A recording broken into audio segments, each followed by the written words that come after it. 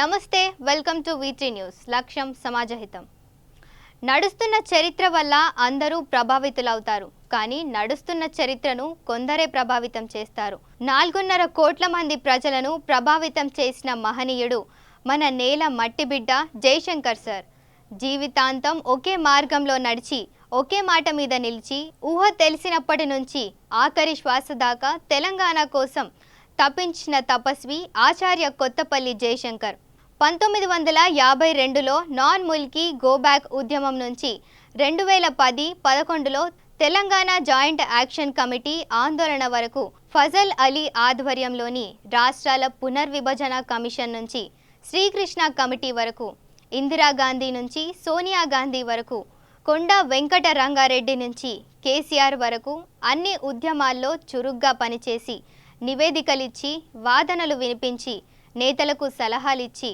ఎప్పటికప్పుడు ఉద్యమ దిశను నిర్దేశించి మార్గదర్శిగా నిలిచారు ఆచార్య జయశంకర్. చూస్తాననుకున్న తెలంగాణ రాష్ట్రాన్ని చూడలేకపోయినా త్వరలోనే ప్రత్యేక రాష్ట్రం ఏర్పడుతుందన్న ధీమాతో నమ్మకంతో సంతృప్తితో 2011 జూన్ 21న కన్నుమూశారు. జయశంకర్ సార్ వర్ధంతి సందర్భంగా సార్కు నివాళులర్పిస్తూ V3 న్యూస్ ప్రత్యేక కథనం.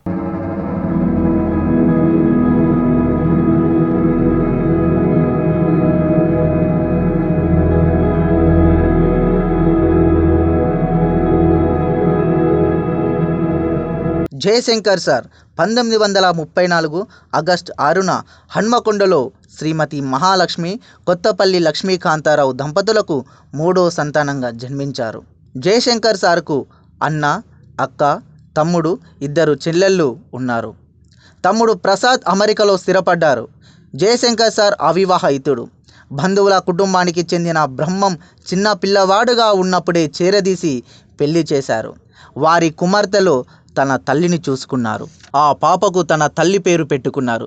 జయశంకర్ సార్ పూర్వీకుల గ్రామం అక్కంపేట, వరంగల్కు 16 కిలోమీటర్ల దూరంలో ఈ గ్రామం ఉన్నది.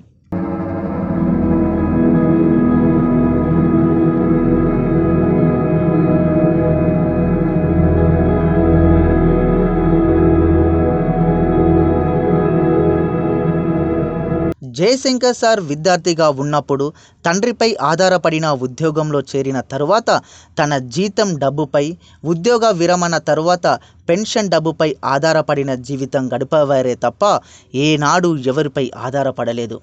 చనిపోయే నాటికి జయశంకర్ సార్ సొంత ఆస్తి పాత మారుతి కారు, కొన్ని పుస్తకాలు మాత్రమే. చివరి రోజుల్లో హైదరాబాద్లోని ఏషియన్ ఇన్స్టిట్యూషన్ ఆఫ్ గ్యాస్ట్రోఎంటరాలజీలో షికారైన సంగతి తెలిసిన గవర్నర్ నరసింహన్ వచ్చి, మీ వైద్యానికి ఎంత ఖర్చైనా ప్రభుత్వం భరించడానికి సిద్ధంగా ఉంది. విదేశాలకు పంపి మెరుగైన చికిత్స చేయిస్తాను, దయచేసి ఒప్పుకోండని బ్రతిమలాడిన జయశంకర్ సార్ నో థ్యాంక్స్ అంటూ చిరునవ్వుతో 2 చేతులు జోడించి నమస్కరిస్తూ సున్నితంగా తిరస్కరించారు. మరణం తథ్యమని డాక్టర్ నాగేశ్వర్ రెడ్డిని నిలదీసి తెలుసుకున్న జయశంకర్ సార్ చికిత్సను వెంటనే ఆపేసి హన్మకొండకు పంపించమని కోరినారు. డిశ్చార్జి రోజు ఆఖరిసారి జయశంకర్ సార్ను చూడడానికి వచ్చిన కేసీఆర్ హెలికాప్టర్లో హన్మకొండకు పంపిస్తానంటే కూడా వద్దని హాస్పిటల్ వాళ్ళు సమకూర్చిన సాధారణ అంబులెన్స్లోనే బ్రహ్మంతో వెళ్ళిపోయారు. ఇక మళ్ళీ హైదరాబాద్కు రాలేదు. జయశంకర్ సార్ ఈరోజు మన మధ్యలో లేకపోవడం బాధాకరమే అయినా ఆయన మనకందించిన జ్ఞాన సంపద బంగారు తెలంగాణ నిర్మాణానికి బాట చూపుతున్నది.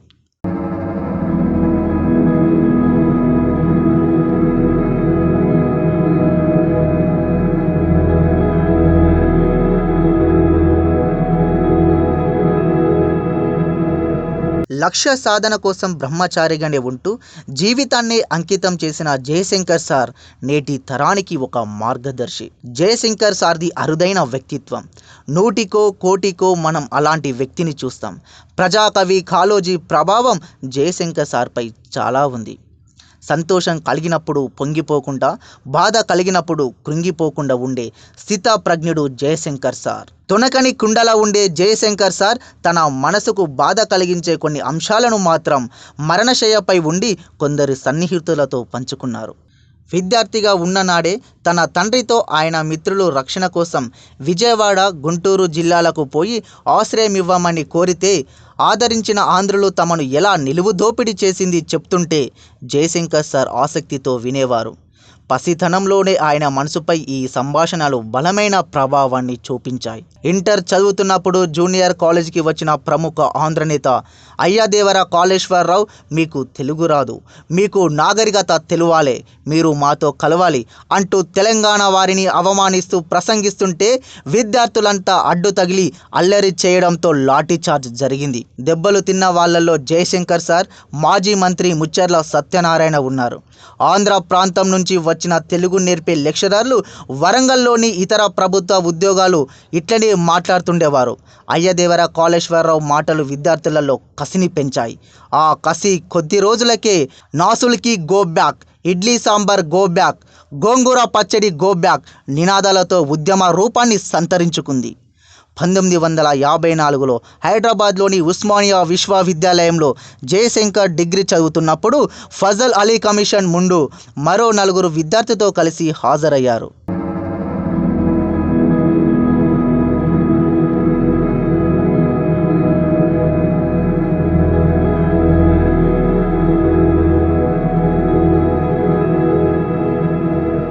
ఆంధ్ర అధికారుల వేధింపులు, వెటకారపు మాటలు, వెకిలి నవ్వులు, ఉమ్మడి రాష్ట్రం ఏర్పడిన వెంటనే జరిగిన అన్యాయాలు జయశంకర్లో ఆంధ్ర దోపిడీ, వివక్ష పట్ల కసిని మరింత పెంచి ఉపాధ్యాయ సంఘంలో బాధ్యతలు చేపట్టడానికి కారణమయ్యాయి. టీచర్గా జయశంకర్ మదిర, జహీరాబాద్, ఆదిలాబాద్, వరంగల్ ఇలా ఎక్కడికి బదిలీ చేస్తే అక్కడికి పోయి పనిచేశారు.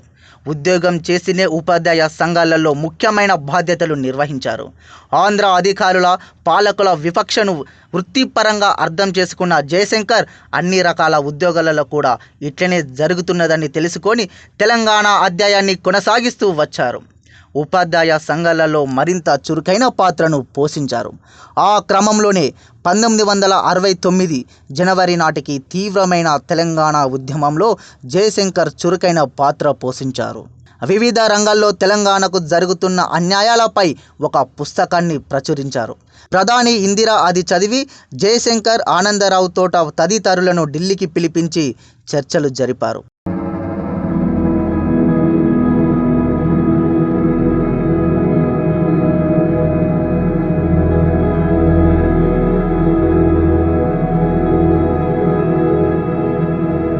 (1971) వరంగల్ పార్లమెంటు స్థానానికి తెలంగాణ ప్రజా సమితి పార్టీ నుంచి పోటీ చేయాలని జయశంకర్ను చెన్నారెడ్డి అడిగారు. ఆనాడు డిపాజిట్ మొత్తం 10,000 రూపాయలు. ఆ డబ్బు లేకపోవడం, ఎన్నికల్లో పోటీ చేయాలనే ఆసక్తి కూడా లేనందున జయశంకర్ నిరాకరించారు.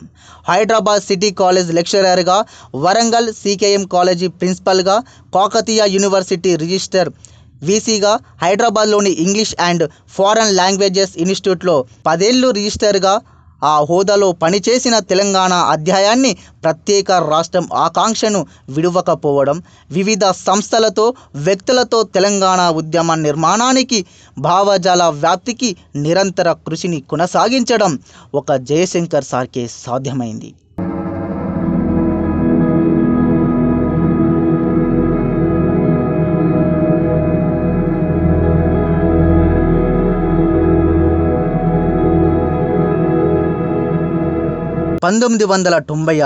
నవంబర్ 1న వరంగల్లో భూపతి కృష్ణమూర్తి ఆధ్వర్యంలో జరిగిన తెలంగాణ విద్రోహ దినం సభలో జయశంకర్, కాళోజీ, జస్టిస్ కొండ మాధవరెడ్డి ప్రసంగించారు.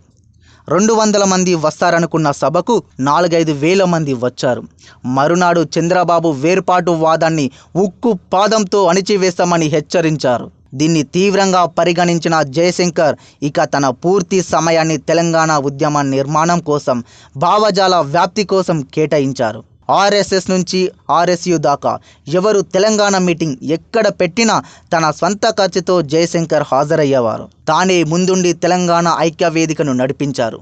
తెలంగాణ మహాసభ, తెలంగాణ జనసభ, తెలంగాణ ప్రగతి వేదిక, కాంగ్రెస్, భారతీయ జనతా పార్టీ తదితర వేదికలు, పార్టీలు తెలంగాణ సమస్యలపై రాష్ట్ర ఏర్పాటుకై నిర్వహించిన అనేక సమావేశాలలో జయశంకర్ పాల్గొనేవారు. 1998లో ఆదిలాబాద్ గిరిజనుల కలరా మరణాలపై వి. ప్రకాష్, మల్లేపల్లి లక్ష్మయ్యతో కలిసి నిజ నిర్ధారణ చేశారు. 1999లో అమెరికాలోని తెలంగాణ వాదులతో కలిసి అనేక సభలు సమావేశాలు పెట్టి తెలంగాణ డెవలప్మెంట్ ఫోరం ఏర్పాటులో ముఖ్య పాత్ర వహించారు జయశంకర్.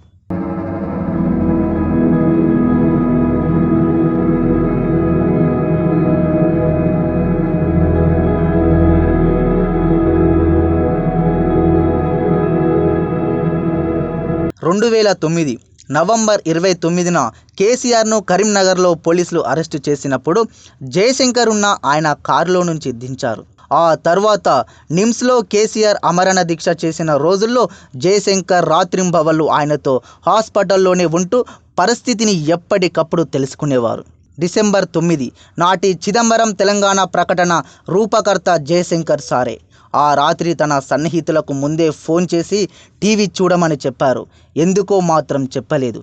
చిదంబరం ప్రకటన వెలువడిన వెంటనే ఫ్రూట్ జ్యూస్ను తన చేత్తో ఇచ్చి కేసీఆర్ దీక్షను జయశంకర్ సార్ స్వయంగా విరమింపజేశారు. డిసెంబర్ 23న రాత్రి చిదంబరం తెలంగాణ ప్రకటనను కోల్డ్ స్టోరేజ్లో పెట్టడంతో అదే రాత్రి కేసీఆర్తో కలిసి కాంగ్రెస్ నేత జానారెడ్డి ఇంటికి పోయి తెలంగాణ జాయింట్ యాక్షన్ కమిటీ ఏర్పాటు చేయడంలో ముఖ్య భూమికను పోషించారు. కోదండరామును జేఏసీ చైర్మన్గా ప్రతిపాదించింది జయశంకర్ సారే.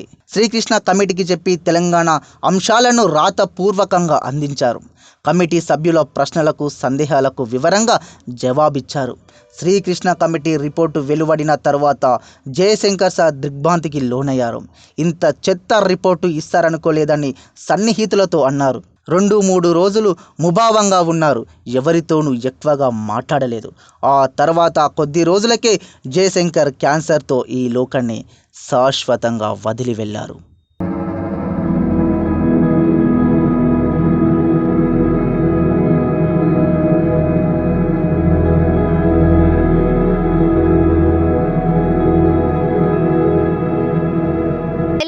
తేవడం 10% పనైతే వచ్చిన తెలంగాణను బంగారు తెలంగాణగా మార్చుకోవడం 90% పని అని జయశంకర్ సార్ ఎప్పుడూ అనేవారు. తెలంగాణ సాధించాం. ఉద్యమ పార్టీయే అధికార పార్టీగా సుపరిపాలన సాగిస్తోంది. ముఖ్యమంత్రి కేసీఆర్ సారథ్యంలో బంగారు తెలంగాణ నిర్మాణానికి ప్రతి ఒక్కరూ చిత్తశుద్ధితో పట్టుదలతో కృషి చేయాలి. జయశంకర్ సార్ భౌతికంగా మన మధ్య లేకున్నా ఆయన చూపిన బాట ఉంది. సంఘటితంగా పోరాడితేనే స్వరాష్ట్రం సిద్ధిస్తుందన్న జయశంకర్ సార్ మాటలను ఆచరణలో చూపెట్టి రాష్ట్రాన్ని సాధించుకున్నాం. అలాగే పునర్నిర్మాణంలోనూ అదే స్ఫూర్తితో ముందుకు సాగాలి. ఇదే సారుకు మనం ఇచ్చే నిజమైన నివాళి. ఇది ఈనాటి ప్రత్యేక కథనం. మరో అంశంతో మళ్ళీ కలుద్దాం. Stay tune to V3 news. లక్ష్యం సమాజహితం.